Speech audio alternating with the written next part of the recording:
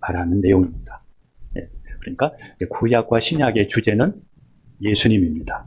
그래서 우리의 신앙의 핵심도 오늘은 제가 여기에 포인트를 맞추려고 해요. 우리의 신앙의 핵심은 예수님입니다. 그래서 교회 안에는 예수님의 이름이, 그리고 설교 때마다 예수님이 항상 주가 되어야 됩니다. 우리의 신앙에도 예수님이 주가 되어야 됩니다. 다른 것이 주가 되게 되면 신앙에서 벗어나게 됩니다. 그런데 요즘에 교회에 예수님이 없다고 그래요. 예수님 이야기보다는 다른 이야기들을 많이 해요. 성공 이야기, 잘됐던 이야기, 여러 가지 세상적인 부분들을 많이 이야기해요. 세상의 이슈들을 많이 이야기해요. 교회에 예수님이 없다고 사람들이 말할 정도예요. 그래서 우리가 신앙생활 하는 것은, 또 설교하는 것은, 예배 시간에 중요한 것은 진짜 우리가 예수님 잘 알고 예수님 잘 믿고 우리가 구원받고 우리가 천국 가는 것, 이것이 중요하지 않겠습니까? 그래서 우리가 그것을 소중하게 여기고 중요하게 우리가 여겨야 되기 때문에 오늘 이 말씀을 이렇게, 그래서 신구약의 주제는 무엇인가, 이런 제목으로 말씀을 나누려고 합니다. 성경의 핵심 주제는 예수 그리스도입니다. 여기서 예수 그리스도라는 말은 기름 부음을 받은 구원자라는 뜻입니다. 그래서 예수님이란 말은 구원자라는 뜻이잖아요. 마태복음 1장 21절. 여러분 그렇죠? 아들을 낳으니 이름을 예수라 하라. 이는 그가 자기 백성을 그들의 죄에서 구원할 자이십니다. 그 다음에 여기 기름 부음을 받은 자라는 뜻은, 여기 그리스도란 말은 기름 부음을 받은 자라는 뜻이에요. 기름 부음을 받은 메시아라는 뜻입니다. 그러니까 예수 그리스도란 기름 부음을 받은 구원자, 기름 부음을 받은 구원자, 하나님이 보내주신 메시아, 그분은 우리를 구원하실 메시아, 구원자, 바로 예수님을 말하고 있습니다. 성경의 주제가 예수님이라면 우리의 신앙의 핵심도, 우리의 신앙의 주제도 예수님이어야 됩니다. 그래서 사실 주일날 매일매일 우리가 드려야 되는 것은 예수님의 십자가와 예수님의 부활, 그리고 예수님에 대한 메시지여야 됩니다. 그런데 대부분 그런 이야기를 매일 그렇게 듣지를 않습니다. 그리고 그런 것을 잘 듣지 않으려고 합니다. 왜냐하면 아는 이야기인데 또 그 얘기냐고 하면서 이거를 잘 안 들으려고 합니다. 그러니까 복음에서, 본질에서 우리의 신앙이 자꾸 벗어날 수가 있습니다. 마태복음은 구약의 예언이 성취된 예수님을 유대인들에게 전하는 내용이에요.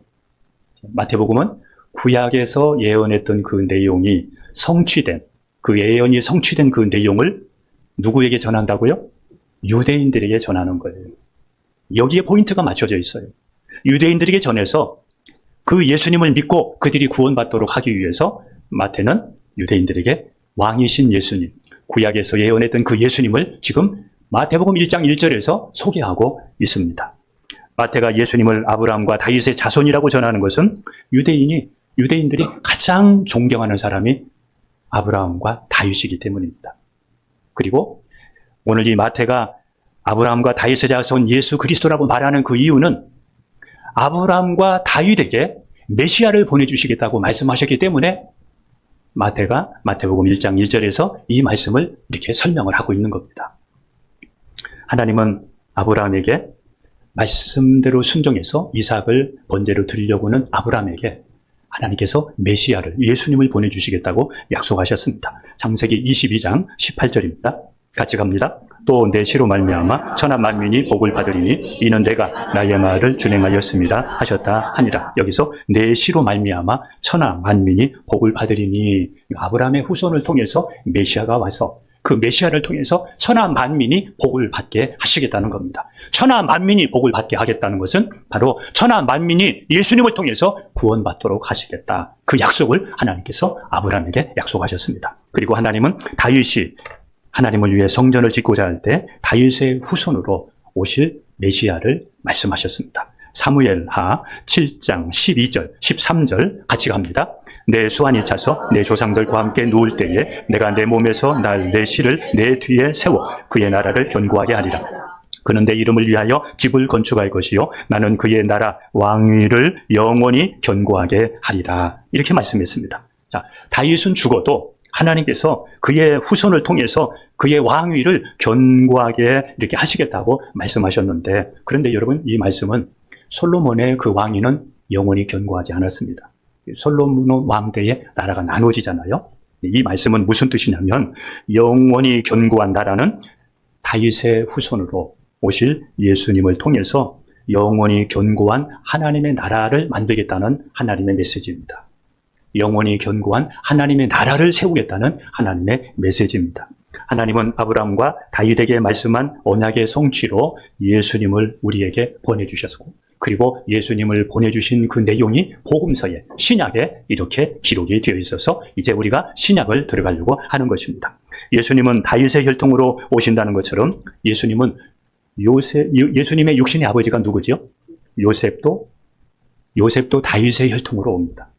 예수님의 육신의 어머니가 누구죠? 마리아도 다윗의 혈통으로 예수님이 오십니다. 그러니까 다윗의 후손으로 오신다는 그 말씀이 이렇게 선명하게 정확하게 이루어지는 것을 우리가 알 수 있는데, 요셉은 특별히 다윗의 아들 솔로몬의 후손입니다. 그리고 마리아는 다윗의 아들 나단의 후손입니다. 이렇게 예수님의 육신의 부모가 모두 다 다윗의 후손으로 이 땅에, 그 후손을 통해서 예수님이 오시게 됩니다. 마태복음의 족보는 다윗을 통해서 내려오는 왕의 족보예요. 제가 이제 오늘 두 족보를 소개하려고 그러는데, 마태복음의 시작은 다윗을 통해서 시작이 되어져요. 어디까지? 예수님에 이르기까지 시작이 되어져요. 그런데 누가복음에 나와 있는 족보는 예수님으로부터 시작해서 아담과 하나님에까지 이어져요. 같이 한번 보도록 하겠습니다. 누가복음 3장 23절을 같이 갑니다. 예수께서 가르치심을 시작하실 때에 30제쯤 되십니다. 사람들이 아는 대로 요셉의 아들이니 요셉의 이름은 헬리요. 자, 여기에서 이제 누가복음은 인간으로 오신 예수님을 말하는데, 마리아로부터 시작해서 또 아담까지, 그리고 그 위에 하나님까지 이거를 연결시키면서 마리아의 그 족보를 이야기를 하고 있는데, 이 내용을 제가 조금 더 설명을 드리도록 하겠습니다. 누가복음 3장의 족보는 마리아의 족보예요. 그런데 마리아라는 이름이 안 나오고 거기에 누가 들어가느냐면 야곱이 들어가요. 한번 볼까요? 마태복음 1장 16절입니다. 같이 갑니다. 야곱은 마리아의 남편 요셉을 낳았으니 마리아에게서 그리스도라 칭하는 예수가 납니다. 자, 여기서 보면 요셉의 아버지가 누구예요? 야곱이에요. 요셉의 아버지가 야곱이에요. 아브라함의 손자 야곱을 말하는 게 아니에요. 여기서 말하는 것은 요셉의 아버지를 말하는 거예요. 요셉의 아버지는 마리아입니다. 그런데 이 마리아를 통해서 그리스도가 낳았는데, 누가복음 우리가 봤던 방금 3장 23절에 보게 되면은 여기에도 요셉이 나오는데, 요셉 누구의 아들로 나오냐면 헬리의 아들로 나와요. 헬리의 아들로 나와요. 그러면 여기에서 왜 헬리의 아들로 나오느냐 하면, 예전에는 족보에 여자의 이름이 안 들어갔어요. 그래서 간혹 그 족보에 사위의 이름을 넣습니다. 그리고 모세의 율법에 보게 되면 민수기 27장이나 36장에 보게 되면 기업을 물려줄 아들이 없을 때에는 사위가 그 가계를 유지할 수 있도록 사위의 이름을 넣게끔 되어 있어요. 그러니까 요셉의 진짜 아버지는 누구다?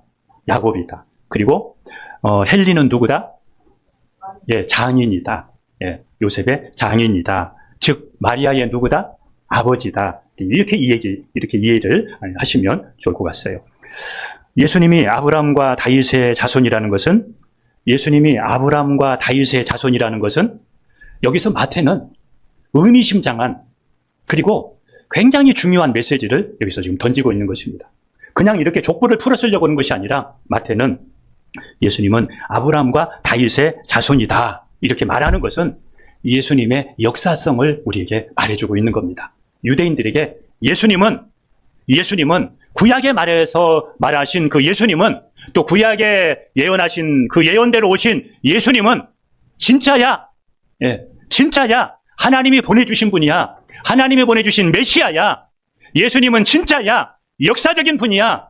지금 이것을, 그러면서 그 예수님을 믿어야 돼. 그 예수님을 통해서 구원받을 수 있어. 이것을 지금 마태는 유대인들에게 이렇게 강력하게 어필하고 있는 것입니다. 예수님은 오늘 이 마태가 말한 대로 예수님은 BC와 또 AD를 나누는 역사의 중심이지 않습니까? 그래서 예수님이 탄생하기 전을 BC 주전이라 그래요. 주님이 탄생하기 전을 주전이라 그래요. 그리고 AD를 가리켜서 주후라 그래요. 예, 이거는 지금 역사적으로 세계가 모두가 다 이걸 쓰고 있지 않습니까? 이건 무슨 뜻이냐 하면 예수님은 역사의 중심이 되고 예수님은 역사의 실체가 되시고 예수님은 사실이다.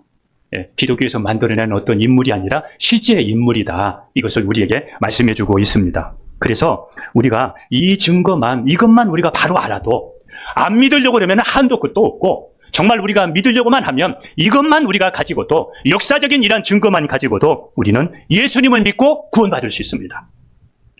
판단하고 이런저런 얘기하려고 그러면 한도 끝도 없지만 이런 확실한 역사성을 가지고서 우리가 이것만 봐도 예수님은 하나님이 우리에게 보내주신 우리의 구원자시고 메시아시구나. 그래서 예수님을 믿고 누구든지 구원받을 수 있도록 역사가 증명하고 있다는 것입니다.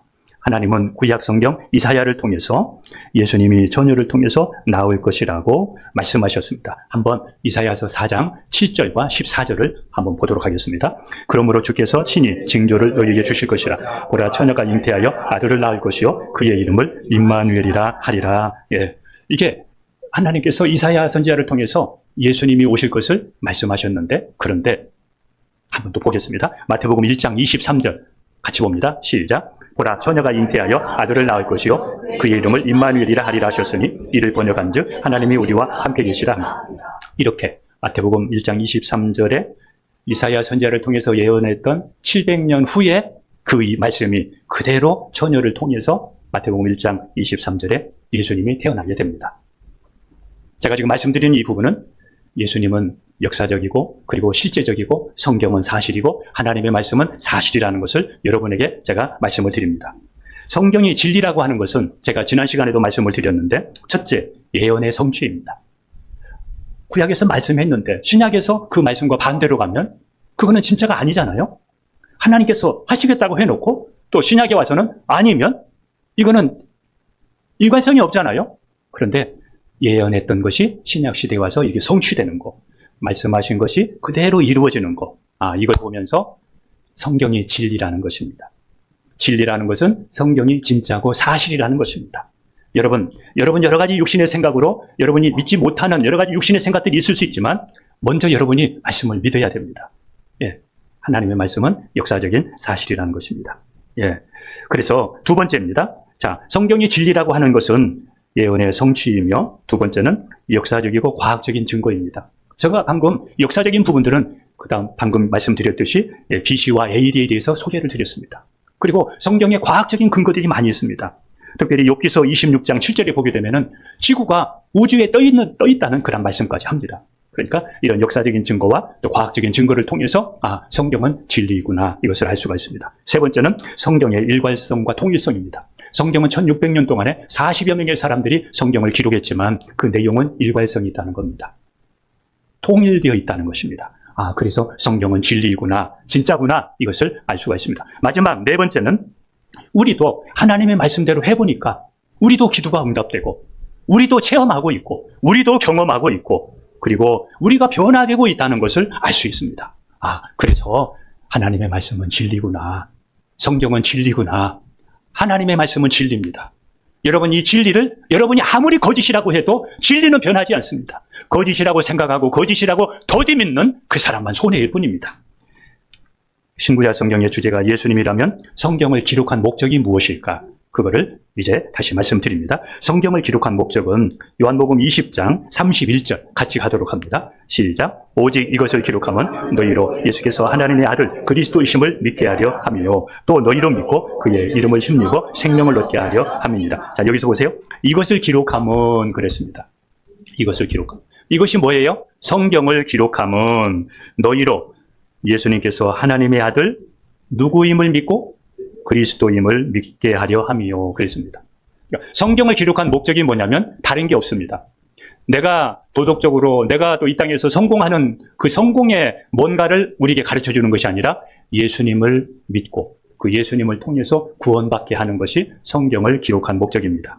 그래서 너희로 믿고 그 이름을 힘입어 생명을 얻게 하려 합니다. 다시 말하면 멸망하지 않고 구원받도록 하기 위해서 성경에 예수님을 기록하셨고 그리고 성경을 통해서 예수님을 믿을 수 있게 하셨습니다. 성경을 기록한 목적은 사람이 죄로 인해 멸망하지 않고 예수님을 통해서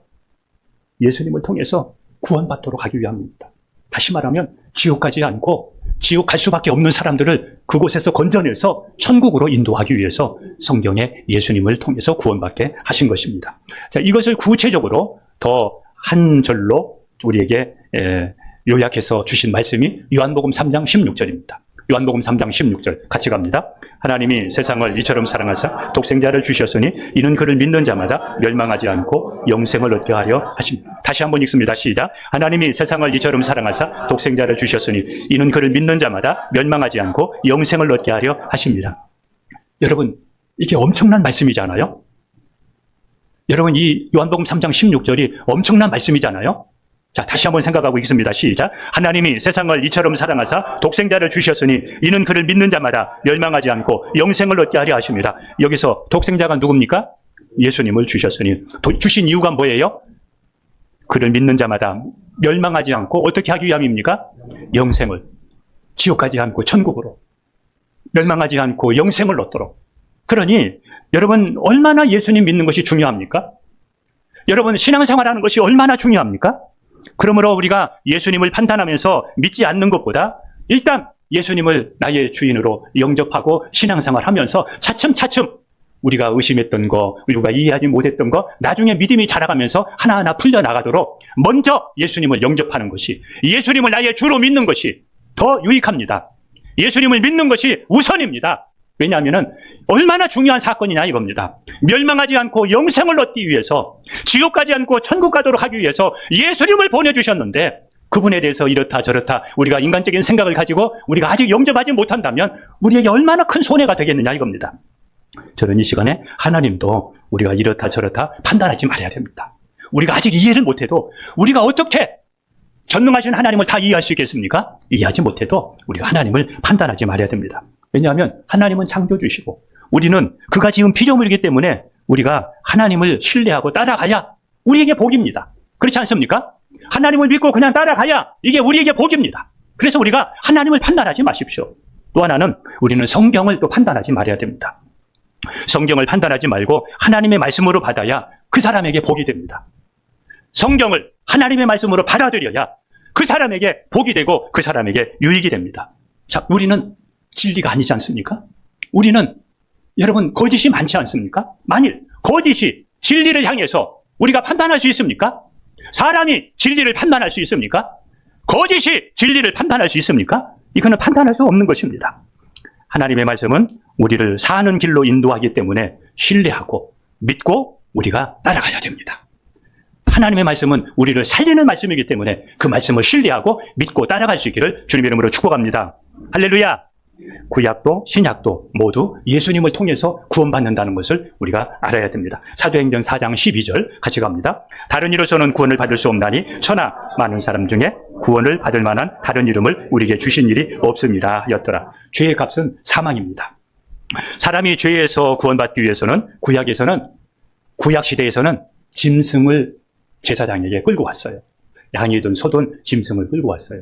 그리고 끌고 온 짐승에게 짐승의 머리에 손을 얹어서 안수했습니다. 안수하는 이유는 그 사람의 죄가 그 짐승에게 전가시키기 위함이에요. 그러면 사람의 죄가 동물에게 전가되면 그 동물은 죽임을 당합니다. 짐승을 가져온 사람이 그 짐승을 죽입니다. 사람 대신 짐승이 죽은 것입니다. 그 사람이 죽어야 되는데 짐승이 대신 죽은 것입니다. 이와 같이 구약의 제사는 앞으로 예수님이 오셔서 이렇게 십자가에서 죽으심으로 죄 사함 받고 구원받을 것을 예표하는 것입니다. 구약의 모든 내용은 예수님의 그림자와 같아요. 구약의 율법은 예수님의 그림자라고 성경은 말하고 있어요. 그러니까 예수님이 실체예요. 우리가 지난 시간에, 제가 지난 교회에 있을 때는 이런 일들이 있었어요. 그 지역의 이제 상가들과 교회와 이렇게 연결해서 그 지역의 상가들을 이용을 할 수 있도록, 그래서 지역의 그 상권을 이렇게 살리기 위해서 교회에서 쿠폰을 발행을 했어요. 그러면 이제 음식점에서는 그 쿠폰을 돈 아니니까 쿠폰 안 받아요 이렇게 하지 않고 쿠폰을 받고 음식을 내주면 나중에 음식점에서는 쿠폰을 가지고 교회로 가면 교회에서는 그거를 현금으로 바꿔주는 거예요. 예. 그러니까 음식점에서 받은 쿠폰은 현금은 아니지만 현금과 같은 것이었죠. 구약은 구약에 관한 모든 제사는 구약의 모든 절기나 구약의 율법은 앞으로 예수님이 오시면 이렇게 완성될 거야. 그래서 구약 시대의 모든 죄와 죄 사함과 구원은 예수님이 오심으로 완성이 되는 것입니다. 그래서 이것을 우리가 기억을 해야 됩니다.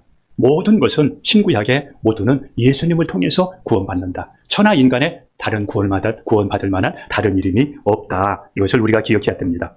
구약의 사람들은 오실 예수님을 믿음으로 구원받고 신약의 사람들은 오신 예수님을 믿음으로 구원받는다는 것을 우리가 기억해야 됩니다. 아브라함이나 모세 그리고 다윗, 성경에 많은 세례 요한이나 이런 사람들이 많이 나오는데 이런 사람들은 성경의 주인공이 아닙니다. 이런 사람들은 예수님을 가리키는 손과 같아요. 예수님을 가리키는 손가락과 같습니다. 한번 세례 요한이와 같은 이런 역할을 하는데 세례 요한에 대해서 요한복음 1장 29절 30절을 같이 보도록 합니다. 이튿날 요한이 예수께서 자기에게 나오심을 보고 같이 갑니다. 이르되 보라 세상 죄를 지고 가는 하나님의 어린 양이로다. 내가 전에 말하기를 내 뒤에 오는 사람이 있는데 나보다 앞선 것은 그가 나보다 먼저 계심이라 한 것이 이 사람을 가리킵니다. 자, 여기서 세례 요한이 예수님을 가리키잖아요. 이와 같이 구약의 모든 인물들은 예수님을 가리킨다. 이것을 우리가 기억해야 됩니다. 성경이 예수님을 말해주고 있기 때문에 우리는 구약의 제사를 통해서도 예수님을 봐야 되고 그리고 아브라함과 다윗을 통해서도 예수님을 볼 수 있어야 됩니다. 예수님이 신앙의 핵심입니다. 성경의 모든 내용은 예수 그리스도에 대한 내용이라는 거 기억을 하십시오. 요한복음 5장 39절 다 같이 읽습니다. 너희가 성경에서 영생을 얻는 줄 생각하고 성경을 연구하거니와 이 성경이 곧 내게 대하여 증언한 것이니. 거기 말씀을 보세요. 성경에서 영생을 얻는 줄 생각하고 성경을 연구하거니와 성경을 연구하고 공부하고 말씀을 듣는 목적은 이 성경이 누구에 대하여 증언한다고 했습니까? 내게 대하여, 내게가 누굽니까? 예수님을 말하죠. 성경에서 예수님을 말하니까 예수님을 봐야 된다 이겁니다. 운사 보지 말고 치유 보지 말고 물질의 복 이건 먼저 보지 말고 예수님을 봐야 된다 이겁니다. 이스라엘 사람들은 성경을 읽어도 예수님을 중심으로 읽지 않기 때문에 지금도 예수님을 믿질 않아요. 메시아가 왔음에도 불구하고 예수님을 지금도 믿지 않습니다. 다시 말씀드립니다. 성경은 성공이나 또 도덕에 관한 책이 아니라 예수님을 믿게 해서 그가 구원받도록 하기 위함이 성경의 목적입니다. 그가 성경을 통해서 예수님을 만나서 구원받도록 하는 것이 목적입니다. 우리가 예수님을 잘 알려고 하면 성경을 가까이 해야 됩니다. 그리고 예수님을 중심으로 성경을 읽어야 됩니다. 이게 중요합니다. 우리가 신앙생활을 하면서 신비한 일들을 많이 이렇게 듣다 보니까 간증도 듣고 이런 것을 듣다 보니까 신비한 역사들이 자기에게 계속 일어나기를 바라는 사람들이 많아요. 신비한 역사들이 신비한 환상 같은 것들이 신비한 일들이 늘 자기에게 일어나기를 바라요. 기도하면은 역사가 일어나고 또 예배드리는 가운데 막 역사가 일어나고 이렇게 하기를 늘 바라요. 만약에 그렇게 안 되면 의심해요 또. 그런데 여러분 여기서 중요한 것은 이런 사람들은 예수님이나 말씀보다도 그것을 더 좋아하는 사람들이 많습니다. 그러니까 예수님이 중요한데 신구약 성경에서 우리가 봐야 될 부분들이 핵심이 예수님인데 예수님보다 은사, 또 치유, 그 다음에 환상, 예언 막 이래서 뜨겁고 강하고 세고 막 이런 것들을 우리가 더 추구하게 되면 여러분 이게 사이비 신자예요. 이게 잘못된 신앙이에요. 그런 것을 추구하면 추구할수록 그런 자기 도취에 빠질수록 예수님을 멀리하게 되고 성경을 점점 멀리하게 돼요. 그래서 신비한 것들이 성경에 있지만 그것이 우리에게 늘 일어나야 내게 언제든지 일어나야 또 반드시 일어나야만이 우리가 하나님의 역사라고 이렇게 믿는 부분들은 그것이 주가 되면 안 되고 예수님이 조용하지만 예수님이 나의 주인이 되고 예수님과 동행하는 것이 우리의 삶에 더 큰 의미가 된다는 걸 기억하시기를 바랍니다. 예수 그리스도를 바로 알게 하는 것은 성경입니다. 예수님을 바로 알게 하는 것은 유튜브도 아니고 다른 어떤 사람도 아니고 성경입니다. 그래서 성경적인 설교라고 하는 것은 은사나 체험을 강조하기보다 말씀을 중심으로 예수님을 더 잘 믿게 하는 것, 그리고 말씀대로 살게 하는 것, 이것이 성경 중심의 설교예요. 말씀대로 예수님을 더 잘 믿고 말씀대로 살게 하는 것, 이것이 교회의 핵심이 되어야 됩니다. 예수님이나 말씀보다 은사나 예언 같은 이런 것을 더 강조하고 또 그것을 쫓아가게 되면 우리는 다른 복음을 갈 수 있다는 것, 다른 복음이라는 것을 우리가 기억해야 됩니다. 말씀을 이제 정리하려고 합니다. 신앙의 핵심은 예수 그리스도입니다. 신앙의 핵심은 예수 그리스도입니다. 여러분에게 가장 중요한 늘 주제는 예수님이라는 것을 기억하십시오. 아파도 예수님이어야 되고, 경제적으로 어려워도 예수님이어야 되고, 여러분의 환경에 어려움이 와도 예수님이어야 되고, 늘 예수님을 중심으로 풀어나가야 됩니다. 교회에 다니는 것과 제가 지난번에도 말씀드렸듯이 예수님을 믿는 것은 별개예요. 교회에 다니는 것과 예수 믿는 것은 별개예요. 예수님을 나의 주인으로 믿기보다 그냥 교회 다니는 사람들이 의외로 많습니다. 그리고 자기 가족들을 그냥 교회에 가자고 하지 예수님을 나의 주로 영접하게 하려고 노력하지를 않아요. 그냥 우리 자녀들도 교회에 가자고 하고 우리 가족들도 교회에 가자고 그렇게 하는데, 여기서 더 중요한 것은 자기가 그게 편하기 때문에 그렇게 합니다. 그 사람을 예수님 믿게 만들고 예수님을 나의 주로 영접하게 만들고 이렇게 하기가 힘드니까, 그게 불편하니까 그냥 교회에 가자고 그렇게 하는 거예요. 그런데 교회는 다녀도 예수님 안 믿는 사람이 많다는 것입니다. 그래서 교회 다니는 목적도 교회 다니는 것이 다가 아니라 예수님을 나의 주로 믿어야 된다는 것. 교회 다니는 여러분이라면 여러분 이제 예수님을 여러분의 주인으로 영접하기를 바랍니다. 예수님을 나의 주인으로 영접해야 구원받습니다. 그냥 편하게 여러분 신앙생활 하지 마세요. 예수님과 부딪혀야 됩니다. 예수님과 내가 독대하면서 결정을 해야 됩니다. 예수님을 내 앞에 세워두면서 내가 앞으로 하고자 하는 거, 마실 거, 먹을 거 다 못하니까 불편할 것 같아서 예수님 내 마음밭에 세워두고 예수님 영접하지 않고 그렇게 살아가는 사람들이 의외로 많습니다. 아닙니다. 예수님을 언젠가 부딪혀야 됩니다. 내가 주인 되어 살아온 죄를 회개하고 예수님을 나의 주인으로 영접하십시오. 예수님을 나의 주인으로 만나야 됩니다. 이것이 신앙의 핵심입니다. 베드로전서 1장 9절을 한 구절 봅니다. 같이 갑니다. 믿음의 결국 곧 영혼의 구원을 받습니다. 믿음의 결국은 뭐라고요? 영혼의 구원을 받습니다. 다시 합니다. 믿음의 결과가 뭐라고요? 영혼 구원입니다. 교회 다니는 목적, 우리가 신앙생활하는 목적은 영혼 구원입니다. 교회는 프로그램 때문에 다니거나 외롭지 않게 사람을 만나기 위해서 가거나 세상에서 성공과 평안을 위해서 다니는 것이 아니라 예수님을 나의 주인으로 만나서 주님이 원하는 삶을 살기 위해서 교회 다니는 것입니다. 그리고 교회 와서 우리가 예배를 드리는 것은, 예배 드리는 목적은 하나님께서 우리를 구원하심에 감사하면서 찬양과 영광을 돌리는 것이고, 또 예배를 통해서 우리가 말씀을 듣는 것은 성경을 더 많이 알고 또 더 깊이 알아서 하나님의 뜻대로 살기 위해서 우리가 말씀을 읽고 말씀을 배우는 것입니다. 오늘이라도 하나님이 여러분을 부르시면 천국 갈 수 있는 믿음을 가져야 됩니다. 지금 이것이 자신이 없다면 다른 무엇보다도 내가 천국 갈 수 있는 믿음을 먼저 가지십시오. 자신 없으면 자신 있게 만드십시오. 다음으로 미루지 말고 지금 자신 있게 만드십시오. 이것이 급선무입니다. 여러분, 오늘 예배 눈으로 보고 그냥 가지 말고 내가 주인 되어 살아온 죄 회개하고 예수님을 나의 주인으로 영접하십시오. 그래야 그 사람 인생이 소망이 있습니다. 지금은 잘 표가 안 나도 나중에는 여러분 하늘과 땅 차이입니다. 천국과 지옥을 결정하고 그리고 나중에 하나님 앞에 갔을 때 상 받고 상 받지 못하는 것을 결정하는 것이 여러분 우리가 신앙의 중요한 과제입니다. 신앙은 낭만이 아닙니다. 살고 죽는 문제가 거기에 결정이 납니다. 언젠가 하나님 앞에 가서 말씀대로 살기를 잘했다 할 정도로 신앙생활을 해야지, 그렇지 않으면 반드시 후회하게 된다는 걸 기억하십시오. 말씀을 마칩니다. 여러분 진짜 믿음을 가져야 됩니다. 진짜 신앙생활을 해야 됩니다. 진짜 믿음은 사람들이 말하는 그런 믿음이 아니에요. 유튜브에서 말하는 것이 아니에요. 어떤 사람이 말하는 것이 그게 진짜 믿음이 아니에요. 진짜 믿음은 성경적으로 믿는 것이 진짜 믿음이에요.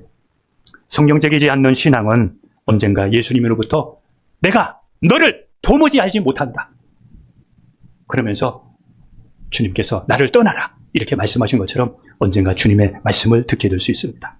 가지 않은 하나님 나라에 갈 수가 없습니다. 여러분, 하나님이 진짜고 예수님이 진짜고 믿음이 진짜면 내가 진짜여야 하나님 나라에 갈 수 있습니다. 진짜여만 하나님의 나라에 갈 수 있습니다. 신앙생활은 나를 중심으로 하는 것이 아니라 성경을 중심으로 하는 것입니다. 그러므로 나의 모든 이론과 철학을 내려놓고 말씀 중심으로 신앙생활 할 수 있기를 주님의 이름으로 축복합니다. 기도하겠습니다. 말씀 생각하면서 하나님, 내 신앙의 핵심이 예수님이 되게 하여 주옵소서. 우리 가정에 예수님이 핵심이 되게 하여 주옵소서. 하나님, 내가 그동안 내가 주인 되어 살아온 것을 회개하고 예수님을 나의 주로 믿게 하여 주옵소서. 더 이상 미루고 핑계하지 않고 예수님 일단 믿고 나중에 하나하나 그 안에서 의심도 그리고 말씀을 깨달아가면서 믿음이 자라가면서 그런 모든 것도 하나님 또 알아가게 하여 주옵소서. 하나님, 내 신앙 은사나 다른 것에 예수님보다 말씀보다 그것을 더 추구하지 않도록 성경의 본질을 놓치지 않게 하여 주옵소서. 오늘 이 말씀 생각하면서 우리 함께 기도하도록 합니다. 하나님